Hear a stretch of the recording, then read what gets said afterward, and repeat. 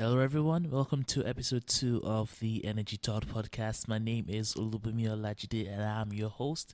Today, I have a very exciting episode for you. Joining us today from Peru is Andres Bustamante, and he'll be telling us all about this non-governmental organization in Peru called ECOSWELL. They do really amazing work. I am very excited I was able to track them down to an interview, and I hope you learn a lot about sustainability development operations in rural areas, and also the organization are open to volunteers, and they also have like open funding because they're non-profit. But I'll let Andres tell you all the interesting stuff, and I'll catch you in a bit. So, welcome, Andres, to the Energy Talk podcast. Thank you for agreeing to meet with me today and have this discussion. Thank you, Olu, for having me. It's a pleasure to be on the podcast. Yeah, so I am very excited to talk to you. Actually, I have a few points laid out, and I just want to start with you just telling us a bit more about yourself, your background, education, and what you started doing on early on in your career.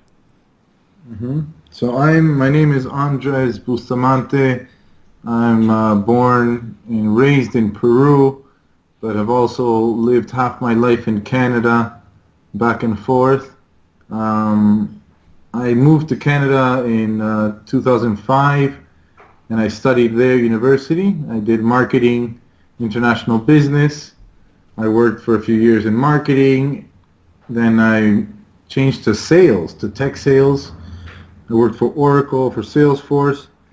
And then I moved, for personal reasons, I moved back home to Peru 8 years later, and met up with some childhood friends, and we started a non-profit organization here in Peru to working sustainable development projects in vulnerable communities in rural Peru, in the north coast of Peru. So now that organization has been running now, we have 6 years. We've been growing quite a bit in impact, in size, and and really looking forward to the future and to see how much impact we can have, not only in communities in Peru, but hopefully at some point internationally. So.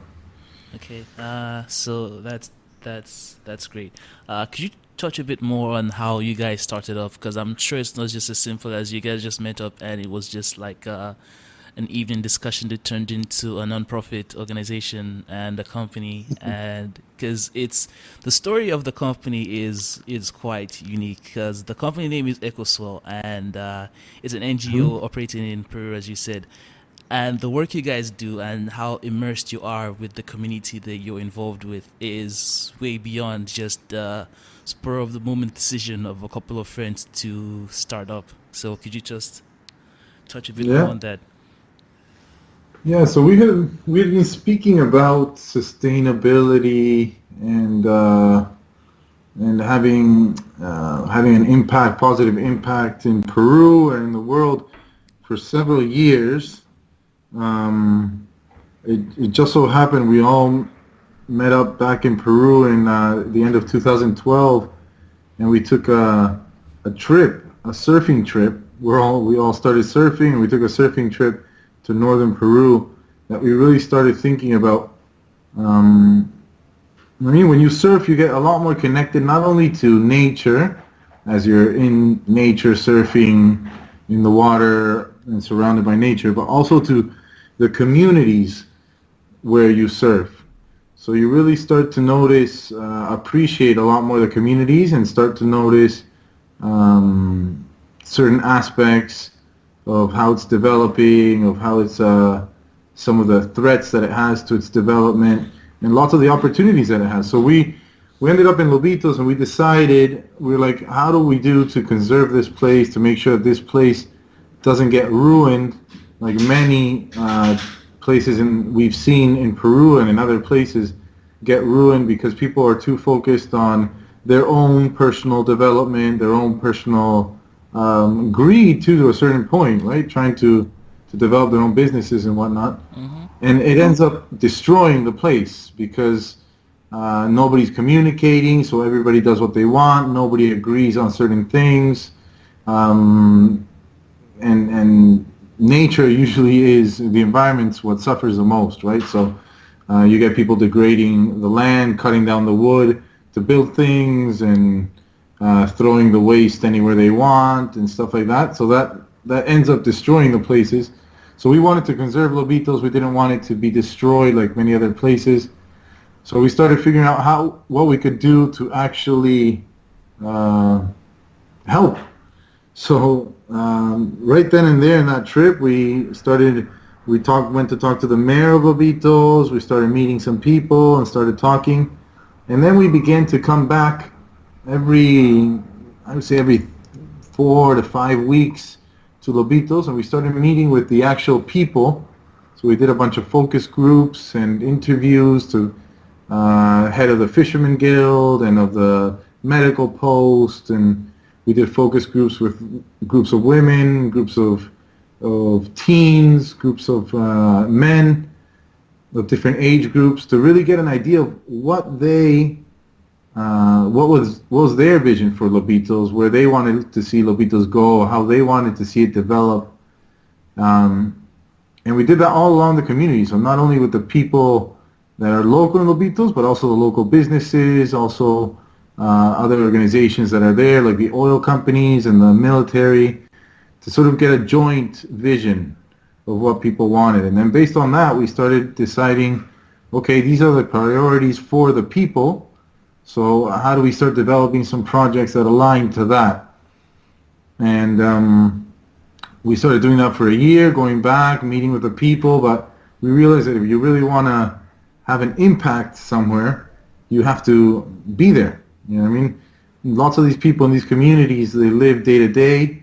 They live working every single day to put food on the table for their families. So if you leave for 2 months and come back, or for a month or 2 months and come back, they usually have either forgotten who you are or just too much time has passed. So, and it's true. And they're like, "Who are you?" "Oh, yeah, you're the guy that came 2 months ago." And I'm like, "Oh, yeah, that's us." And they're like, "Oh, okay." So we decided we had to move there, and we set a date, and then at that point we all quit our jobs and we moved there, and that was over 5 years ago. And ever since we moved there, everything sort of changed, right? We started becoming part of the community, people starting to know who we are. We see them on a daily basis. We work with them on a daily basis. So they started to trust us. And when they start to trust you, then they start listening to your projects and actually doing the things that you're proposing. And it became a conversation. I mean, just between us and the people and what we could do to make it better. And we would work hard to make that a reality. And we started growing from there. So we've done a bunch of different projects over these past 5 years already there. That is wonderful. So, you guys all unanimously made the decision to quit your jobs and move. That sounds like a huge It leap. wasn't that unanimous. I mean, we ended up getting to a consensus. There was one that one of my friends and co-founders, he's a little bit more used to, he's been working an office job and he's more to the security of a paycheck. So quitting your job is never easy. Quitting your job for a startup or something you want to do is hard.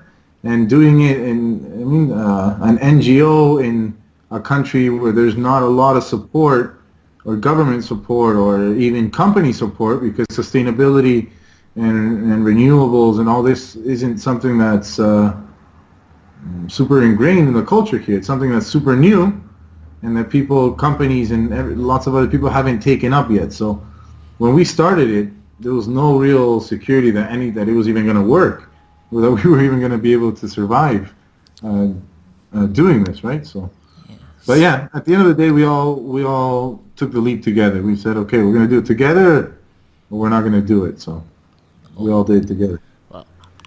Why did you feel so strongly, the group feel so strongly that, okay, even though there is no working model in this community about this being something that can actually work. And even though there was not much support, and as you said, the community wasn't immediately receptive to what you were doing, why did you feel so strongly, apart from just wanting to just conserve this place that you thought should remain as it was? What was the motive behind it? Why did you feel so strong that something you had to do? That's a good question. I mean, I feel we've been talking about it for a long time. That's what we wanted to do. I mean, we were happy in our jobs. I mean, we had it was quite motivating. Whatever we were doing, we were all in different things. So I was in marketing. My other friend was a social scientist. The other one was environmental engineer. The other one was an industrial engineer. So everybody was doing their own thing. We were quite happy, but it was just something that we felt there had to be more. We really wanted to. We've been reading so much about climate change and about the effects of climate change and what it can do, and we really wanted to put our part in. I mean, in our grain of salt in this battle against climate change. We saw Lobitos. We instantly fell in love with this place, and we really wanted to conserve it. We saw the potential if it was done properly.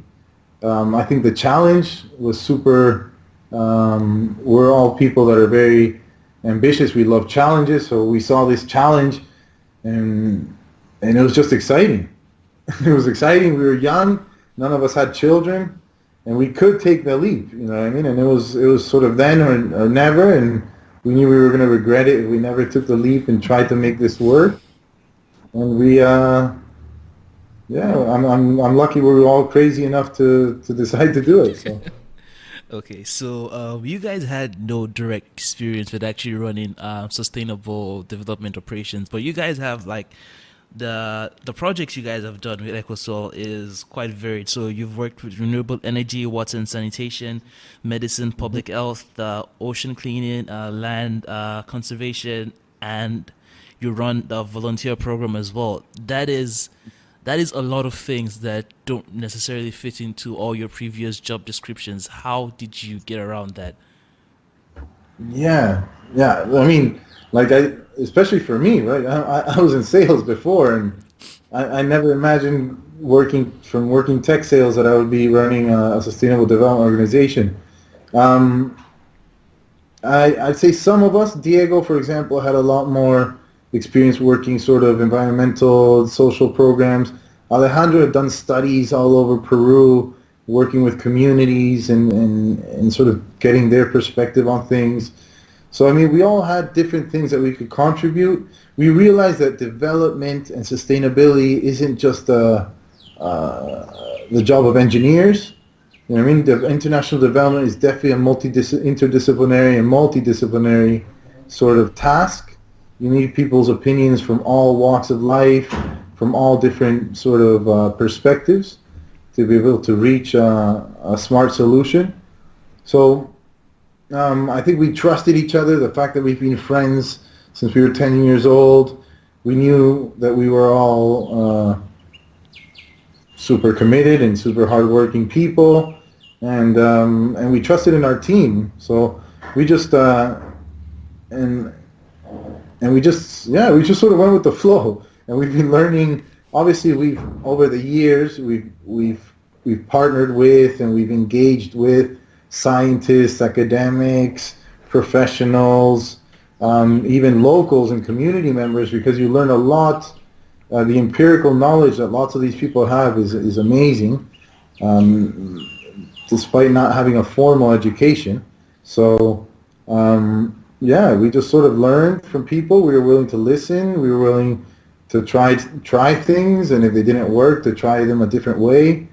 And we started growing that. Like I said, we never imagined we would go into so many projects. But when you're there and you're living there and you're with the community and you see the needs of the community, and we're not in several different places, so we're only working in these two communities, Lobitos and Piedritas. So we're really advocated to doing the best we can for them. So you see the needs and you're like, can we do it? Yeah, let's try. Let's go for it. And we just start going for it. And then eventually, with time, it starts taking a nice shape, and it starts working out. So I would say, like anything in life, although it's not, nothing comes easy. You have to work hard. You have to fail. You have to get back up. You have to try it again, and eventually it starts working out. But yes, we've done projects in all types. I've learned so much.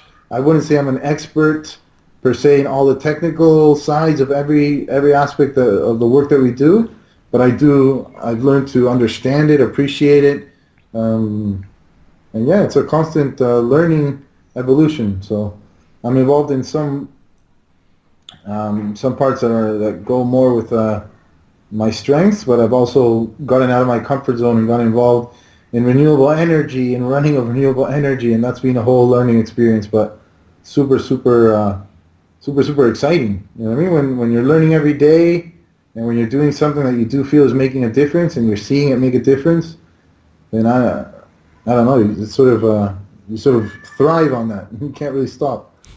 Yeah. Okay, so much to your credit, after you guys acquired all these unique experiences, you opened yourself up to accepting volunteers. And since you are a non-profit, you're not selling any product, you accept donations as well. I'll be putting the links to the volunteer program and the donations in the show notes. But you guys provide a very unique, exclusive not in the terms of like monetary value, exclusive in the sense that like it removes you from what you're used to. It separates people and puts them in a place where they can volunteer with a community that is completely different probably from where they're from and everything. So how did you come to the decision that you're ready to bring more people on to experience what you guys were experiencing?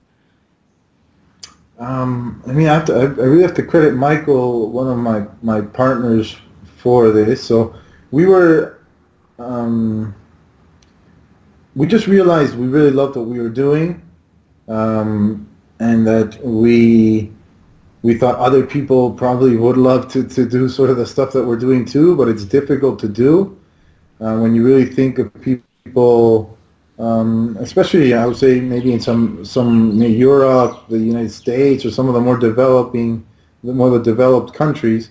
If you want to work with a community and you want to give back, and I know there's a lot of people that do, they obviously feel blessed with what they've been given, the education they've had, and they really want to give back. It's hard to do it. You know what I mean? How do you do it? How do you go? You can't just go to a developing country and knock on the doors of a community and say that you want to help. You know, it's very difficult. It was even difficult for us, being from Peru, to go to a rural community and start a project like this. You know what I mean? We were still seen as foreigners. We were seen as guys, people from the capital. So even there's some resistance. So we figured that more people would want to do this. We obviously wanted also, we needed help. We needed more people more hands. I mean, it was just the four of us at the start, so we needed more people that had skills along the lines of what we are doing to come and help, and that had the attitude and the willingness and the passion for doing it.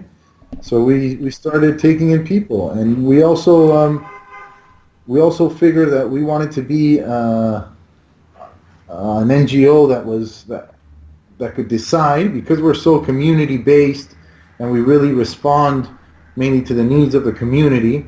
We didn't really want to have too much external funding or depend on external funding, because when you're depending on companies, or you're depending on the UN, or you're depending on lots of these big funders, you're also sort of reliant on their interests, right? So Mm-hmm. they have a certain agenda and they have certain interests, and they might not know what's best for the community, but they know what's best for their own interests. So you're sort of responding to that, and we were like, you know what, we really want to maintain ourselves independent and true to the community and to the work that we're doing.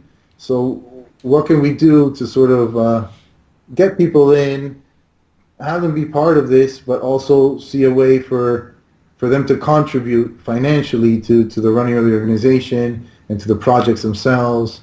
and everything like that. So that's why we started that program. And to be honest, it's been fantastic.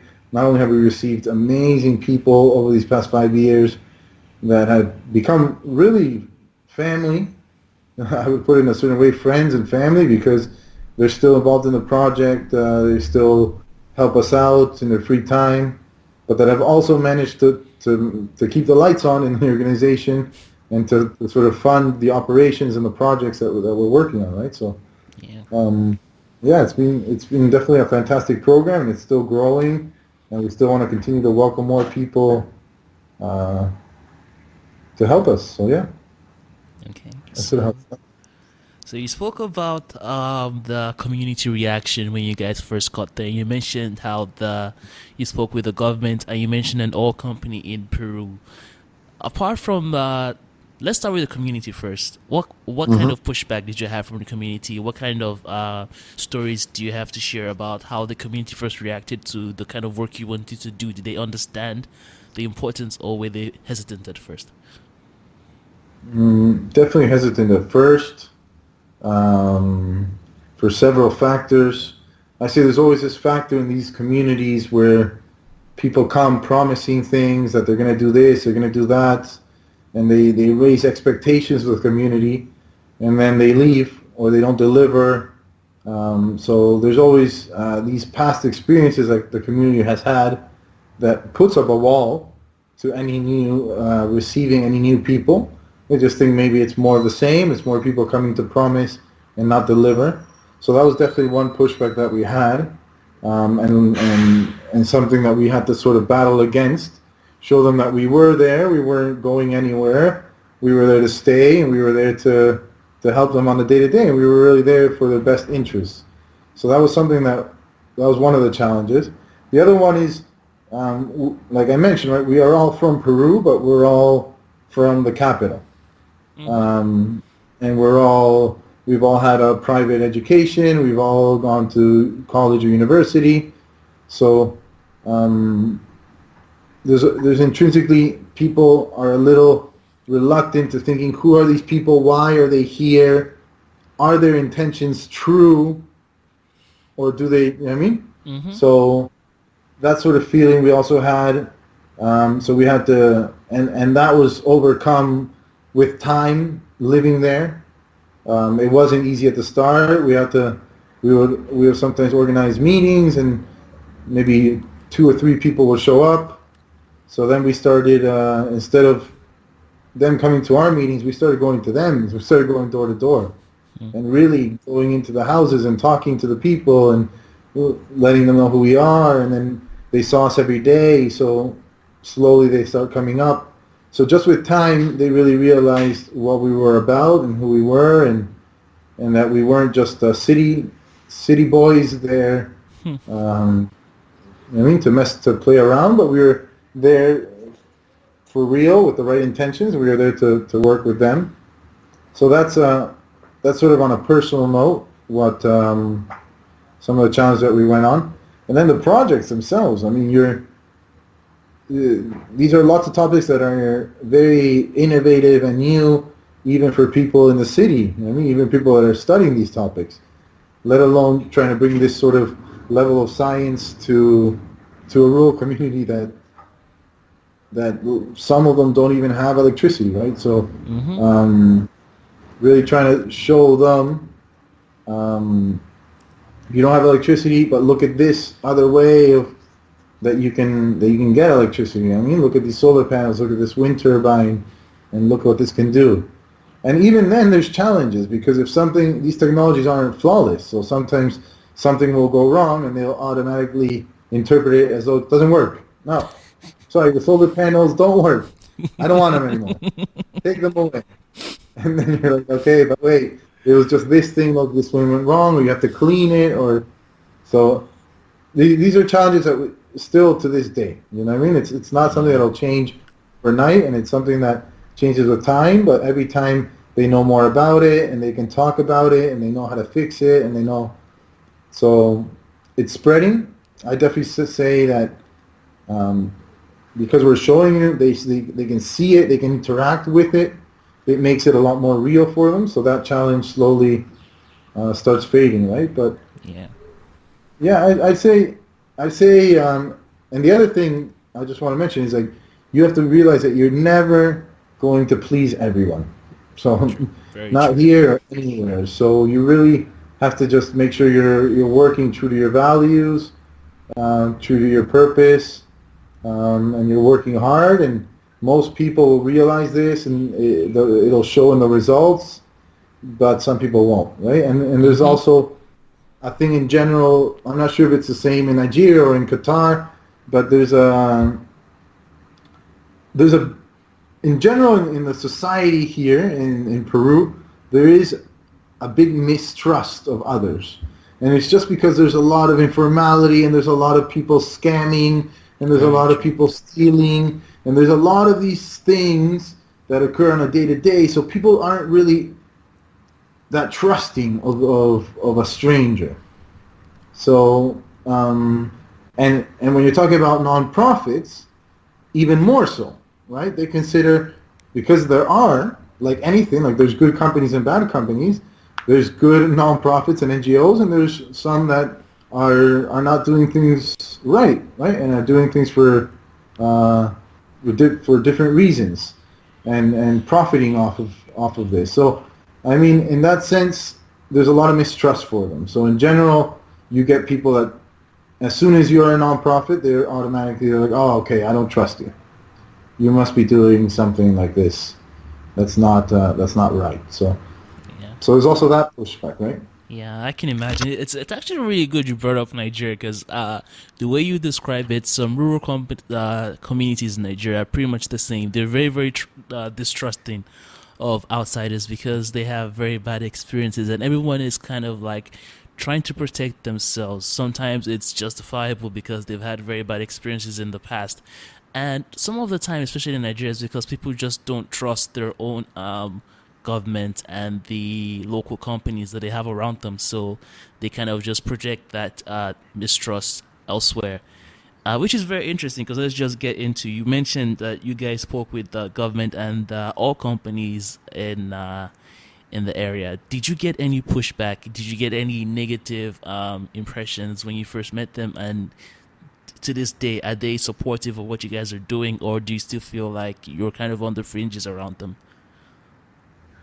I would say, I mean, it changes because local governments change, because people within companies change as well. So it's changed since we started. Um, I definitely say for most oil companies, and lots of the oil companies that are there, unfortunately, their social responsibility is is not anywhere near where it should be. I mean, they like checking off the box by saying, okay, I gave in the school season, I gave some books and some pencils, and then on Christmas, I gave hot chocolate and a couple little presents. So I did my social responsibility, right? So Mm-hmm. uh, that's usually the way they like to operate. So when you're really starting to propose projects that they can invest in that is going to be beneficial in the long term for the community, they sometimes say, "Oh, but I already do my social responsibility." So I would Mm-hmm. say it's hard. It's definitely been, especially because lots of these companies are also foreign. Um, One big company is the CNPC, which is a Chinese National Petroleum Corporation that works there. So it's the Chinese, and they're there in Lobitos. I'm not sure who's managing it or what their real intentions are, but they don't contribute the way they should, right? So I would say we've still been struggling. We've done some minor things with some of the oil companies, but it hasn't been nearly as much as we would have liked. And we've proposed together with the Fishermen Guild. We've proposed several projects.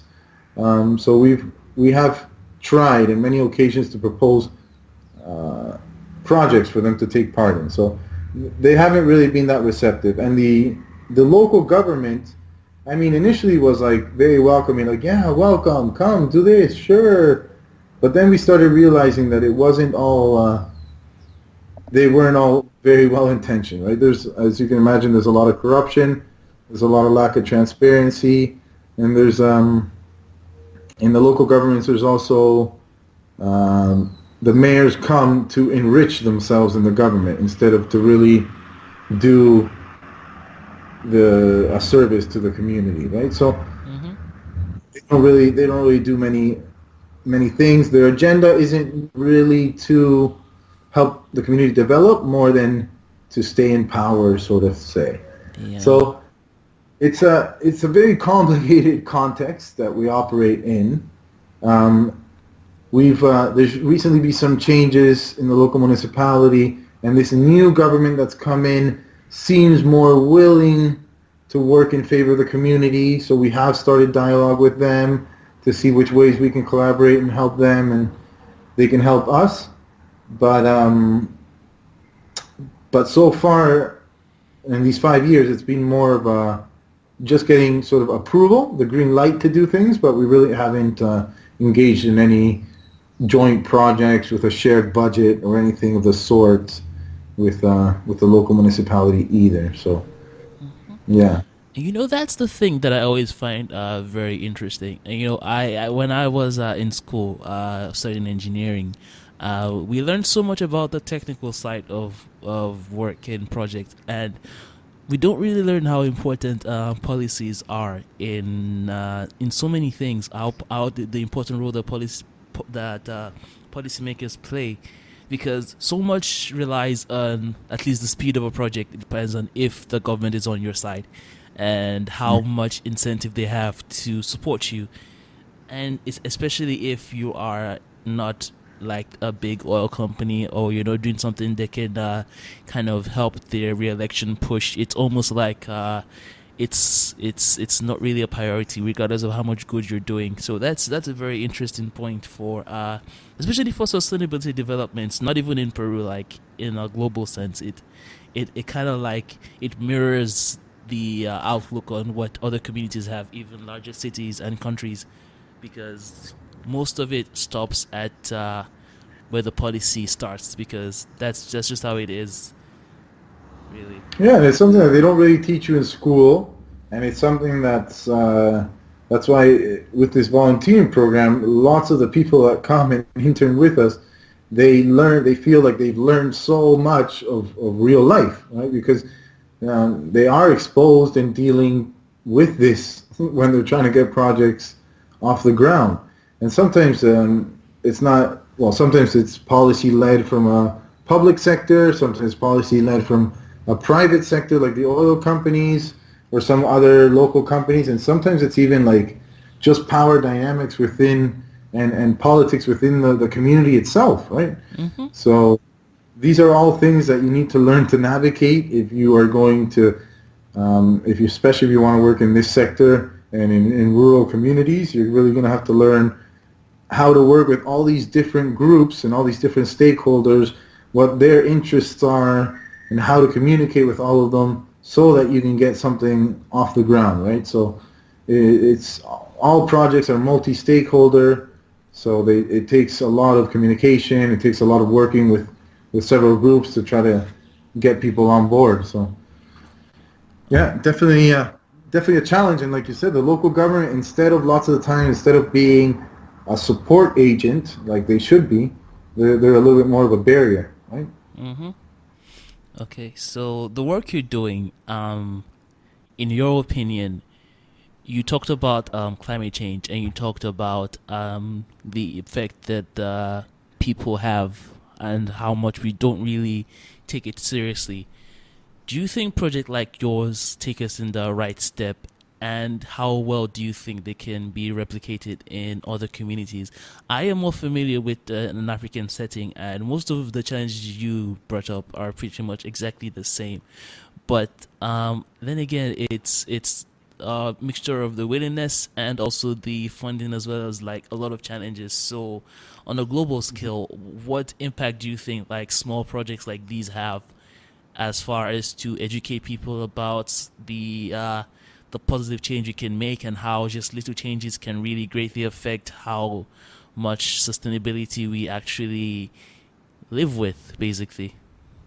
Hmm. Well, I think I think projects like the one that we're doing is super relevant. I think they should be in more places. especially because usually when you get a project like ours, it's like I said, the values behind it and the incentive and the passion behind it is real.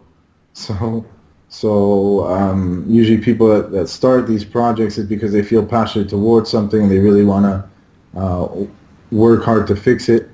I mean, there's a quote by Elizabeth Mead that says, Margaret Mead that says, "Don't doubt what a small group of passionate, committed citizens can change the world. Indeed, that's the only thing that ever has, right?" So um, these, I mean, our project in itself, is it going to change the world? Maybe not. I mean, are we hoping it's going to change our region and we're going to be able to develop sort of a way of working?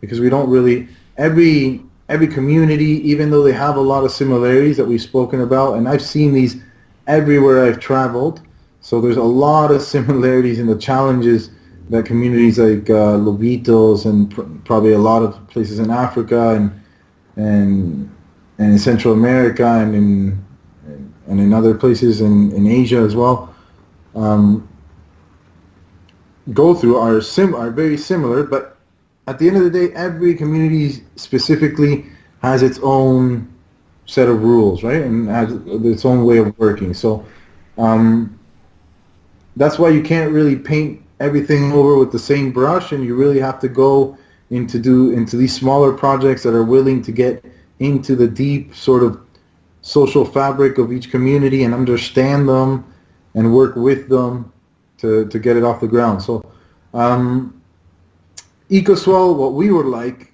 and the way we sort of see ourselves growing, is establishing sort of a network of organizations, maybe not obviously all EcoSwell, but a network of organizations that are sort of working in the same field, and not only have a transfer of information and knowledge so we can all improve at the same time, but us be able to also assist other communities with this sort of funding model, because you mentioned it, funding is difficult to obtain. Yes, it is. Um, lots of companies will always want to cut costs or do it as cheap as possible.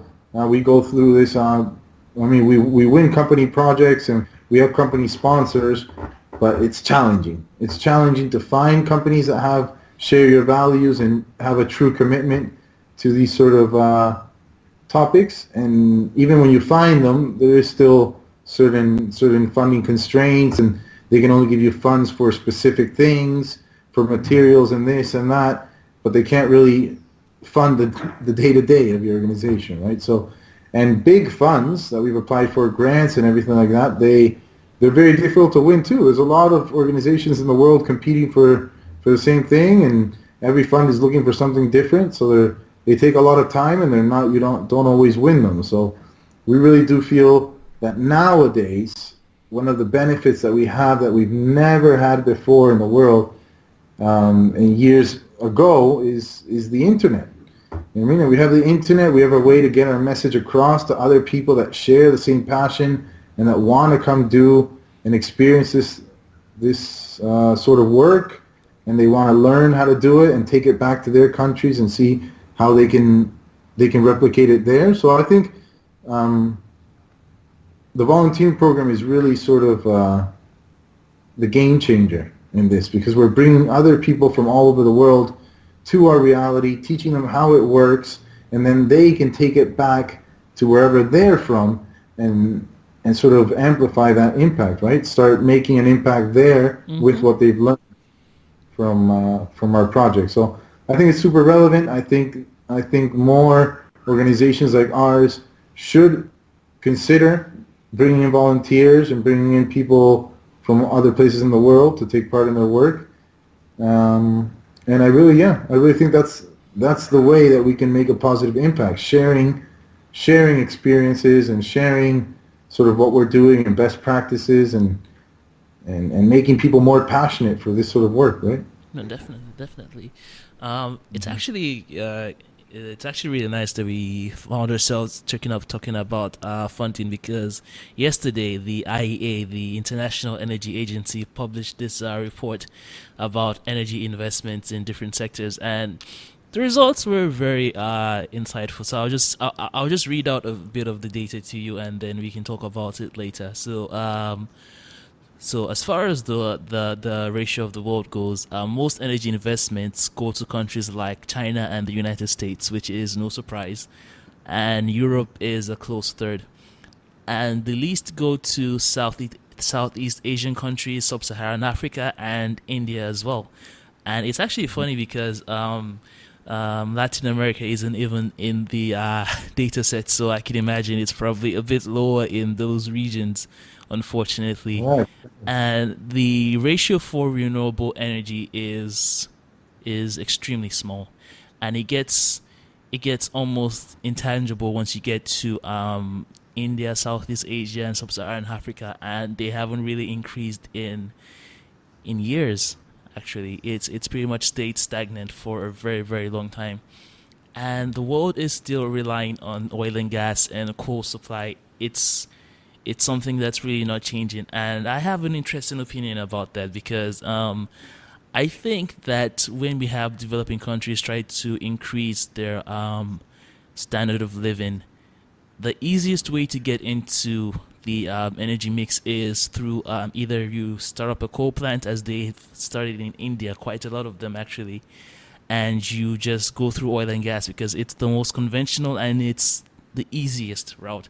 And once you Hmm. have more people pursuing these options, it kind of takes us back to the starting point because you have more people switching over to renewables and you have a new set of people just starting up with less clean energy. And it even goes like beyond that because in another data set they released, 42% of the investments in 2018 went to just 16% of the world population, and those population mainly stay in the United States, in Europe, and also in China. And only 14% of energy investments in 2018 actually went to 44% of the world population. And as you can imagine, that's in low income countries, the communities that arguably need it the most.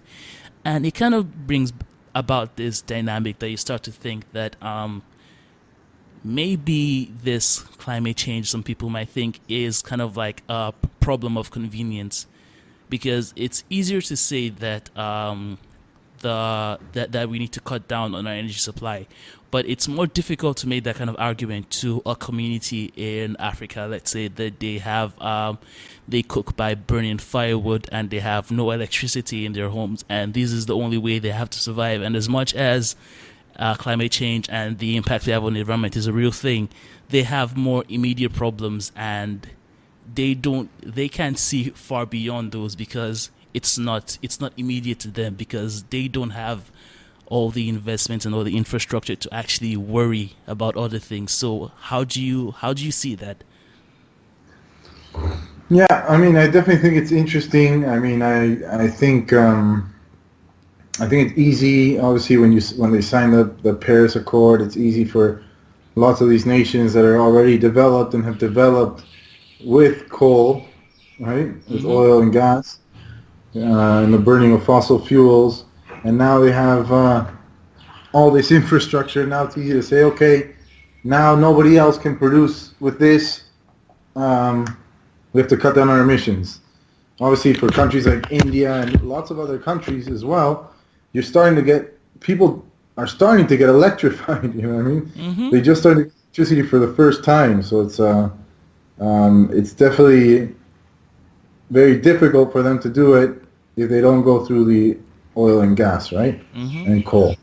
And the fossil fuels are the easiest way, like you said, are the cheapest way still. Um, I mean, I know solar's getting close, but they're still the cheapest way. So, um, and there's this whole talk about leapfrogging. Can we get developing countries? I'm actually going to go to a conference in London at Imperial College in July to speak about leapfrogging, right? Which is, can we jump the fossil fuels and go straight to renewables in developing countries. Yeah. I mean, it's difficult to it's easier to say than to do. I still do think that renewables sometimes are in some places are a better alternative just because of the remoteness of them of the places and all the infrastructure you have to set up to get the electrical wires to them to certain areas. So, but on a macro level, on a national level in each of these communities, it's difficult because the demand for energy is still way outweighing the supply of Yeah. energy, right? So, Exactly. Like this leapfrogging concept you brought up. If we're serious about actually cutting down on emissions, this has to be the solution to this problem, because if we have still a billion people on the planet that don't have access to energy at all, and you have some people who have very limited access to energy and electricity, and if you have them starting out the way other countries started out with coal plants and with oil and gas, it's it's the pie stays the same because more people just jump into it. So although it changes, it kind of like resets itself. So unless more communities and more investments could go to communities to actually allow them, especially the more remote ones, as you said, to have them have their own personal grid. The only place I can see this being done is in Kenya, actually, and they have so many interesting projects going on there, especially on the renewable side. And it's very impressive how an African country can really be leading in such a field. But they're the only ones in Africa that have a working model so far. But if we're serious about actually making a deep impact and we want the world to be more connected, because I think that's for everyone's benefit, in my opinion, there needs to be when people want to come to the energy mix, we have to give them a better option. Basically, they have to have a better alternative to coal power and oil and gas. Basically, I mean, there's really no there's really no other alternative. I mean, based on what scientists say, right? We've got 12 years to really reduce emissions, or else it's too late. Like there is, unfortunately, it's no longer an option to go through fossil fuels and do that whole evolution all the way into renewables. Like we have to leapfrog. We have to go past it. Now, how you go about doing that, that's a whole other ballgame. I will say that from having no electricity, the electricity needs aren't going to be enormous in lots of these communities. So hmm just with a small grid or a small amount of energy, you can make a huge impact in a community like the one I work with and many other around the world, right? So exactly. and as far as the amount you have to put in for the amount you're going to receive out, it makes complete sense for people to take it a lot more seriously and start investing, and on a global scale, start investing a lot more money into these smaller communities, right? hmm Instead of going into the massive ones that they're going for people for the U.S. and, like you said, right, Europe and China. So um, then again, um, these small communities, their carbon footprint is a lot smaller Yeah. compared to what that other thing is. So, like, you're usually going to go for the biggest carbon footprint and try to reduce that one, or a lot of the little ones with a small investment. So, uh, I don't know what strategy. It seems like they're taking the other strategy that you said, right? They're going more for reducing those big emitters. Yeah. Yes, they are. Uh, I think at least more recently, the conversation has become a bit more developed and more concise, because we've had a lot of years of, okay, is it real, is it not real, and then thankfully the world is past that. Now it's okay, this is a real problem. Now we're thinking of solutions. How do we solve this? What are the options we have, and how many people can we get to sign up to possible solutions, basically. So although it doesn't look very it doesn't look like a quick resolution will be possible, because I don't think there's a quick fix to this problem. But at least we're on the right track for conversations and for thinking up solutions. I think we are. I've definitely seen that there is a lot more. I still think we need to get a lot more. Um, we have to get out there a lot more. We need to send people. I mean, I feel a government should have. We shouldn't have to have really NGOs or nonprofits. I mean, if the government worked efficiently, there would be no need for what we're doing, right? If the government had teams like like us that would Mm-hmm. go into communities, work with communities to help them develop, and we have these sort of teams going into all communities, then I don't think we'd have this issue. But I think that's something that needs to happen, right? If people are serious about tackling this issue, and we want to help it, and we want to do it, every government has to start thinking about this way. They need to put in the work. Something just You can't just go top down with lots of these approaches, and I feel like that's a lot of what's happening, right? Oh, we need energy. This place needs energy. Let me just do this. Mm-hmm. Toss it in there, and people will know how it works, and it'll work out. Who cares what they think?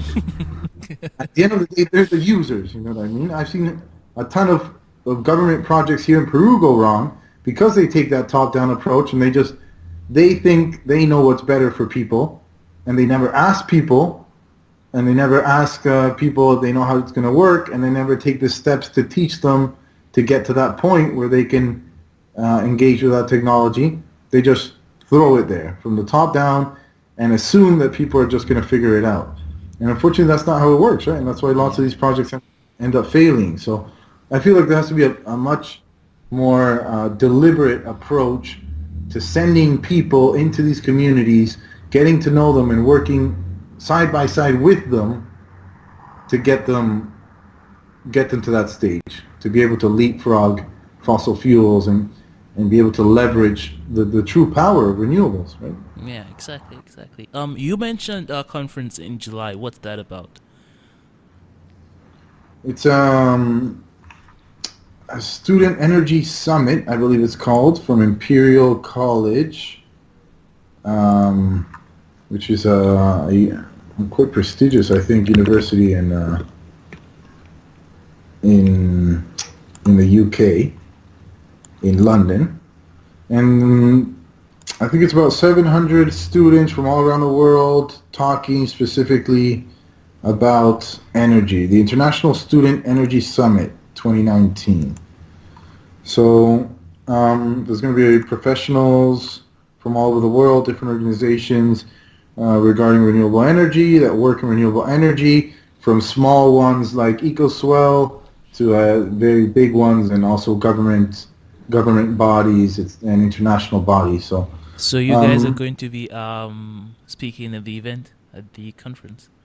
Yeah, so we have a place in a panel Mm-hmm. discussion of four panelists discussing leapfrogging and the fact that if leapfrogging can work in developing countries, how it can work, and how leapfrogging and using this sort of energy technology has a knock-on effect on other SDGs, right? Because if we're talking about the Sustainable Development Goals, obviously energy and clean energy is one of them, but there's 17. There's a lot of other areas that we have to work on if we are going to be achieving sustainability or at least working towards it. So, and energy is one of them. And if we leapfrog in energy, what impact? And that's what we were talking about. What impact does that have on the greater, on the rest of the community? Yes, you're giving them electricity, but what else? I mean, when you give someone electricity, that gives them the ability to stay up later and do their homework for the kids, so that improves their education, right? Or it Mm-hmm. allows you to do stuff at night, or it allows you to, like we install solar panels in the community hall. So now the community hall, they couldn't really use it very often because they didn't have the income to pay for the energy bill. But now they're getting clean energy and renewable energy. All of a sudden, they can leverage that energy to start doing workshops and start doing different sort of educational stuff within the community hall. So now you're starting to have more externalities, more effects, more positive externalities, more effects of just that installation of that energy, right? So the panel we're going to be talking about is a little bit on that front. That sounds like it's So going yeah, to be a very interesting discussion. Is the conference going to be broadcast somewhere where we can find? I think so. If you look for International Student Energy Summit from Imperial College, I'm pretty sure they're going to be broadcasting it digitally. But Okay. I'd have to. I can get back to you on that. I'll ask them and I'll get back to you on that. Okay, thank you. Because I would love to put it somewhere in the show notes so people can reach it when the time comes. Good stuff. Uh, yes. So thank you for this wonderful conversation. So just again, Andres from ECOSWELL, you guys do amazing work, and you guys are very open to volunteer applications and for donations or any kind of input that anyone is ready to provide. It's been lovely talking to you. I really enjoyed our time.